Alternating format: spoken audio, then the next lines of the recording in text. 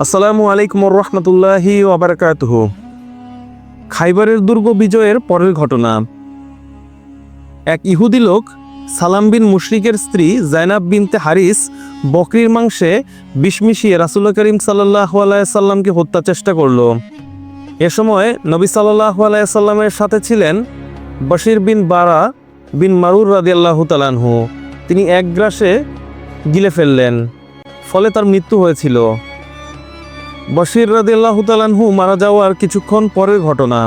রাসূল করিম সাল্লাল্লাহু আলাইহি সাল্লাম বললেন, এখানে যতজন ইহুদি আছে আমার কাছে তাদের সকলকে একত্রিত করো। সকলকে একত্রিত করে তার কাছে নিয়ে আসা হলো। রাসূল করিম সাল্লাল্লাহু আলাইহি সাল্লাম তাদের উদ্দেশ্যে বললেন, আমি তোমাদের কাছে একটা ব্যাপার জানতে চাই, তোমরা কি সে বিষয়ে আমাকে সত্য কথা বলবে? তারা বলল, হ্যাঁ। হে আবুল কাসিম।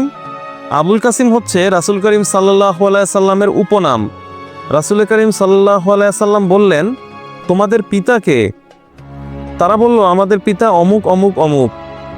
রাসূল করিম সাল্লাল্লাহু আলাইহি সাল্লাম বললেন, তোমরা মিথ্যা বলেছ, বরং তোমাদের পিতা অমুক। তিনি তাদের সত্যিকার বাবার নাম বলে দিলেন। তারা বলল, আপনি সত্য বলেছেন ও সঠিক বলেছেন। এরপর তিনি বললেন, আমি যদি তোমাদের নিকট আরেকটি প্রশ্ন করি তাহলে কি তোমরা সেক্ষেত্রে আমাকে সত্য কথা বলবে? তারা বলল, হ্যাঁ হে আবুল কাসিম, যদি আমরা মিথ্যা বলি তবে তো আপনি আমাদের মিথ্যা জেনে ফেলবেন, যেমনিভাবে জেনেছেন আমাদের পিতার ব্যাপারে। যারা বিষ মিশিয়ে তাকে মেরে ফেলতে চাইল তাদের কাছে এভাবে তিনি নিজ নবুয়তের সত্যতার একটা চিহ্ন দেখিয়ে গেলেন, সঠিকভাবে তাদের বাবার নাম বলে দিয়ে আসলেন।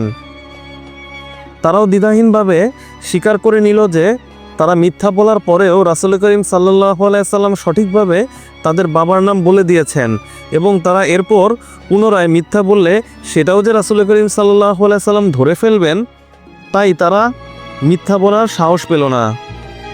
নবী করিম সাল্লাল্লাহু আলাইহি সাল্লাম জাইনাবকে ডেকে যখন বিষয়টি জিজ্ঞেস করলেন তখন সে বিষ প্রয়োগের কথা স্বীকার করল।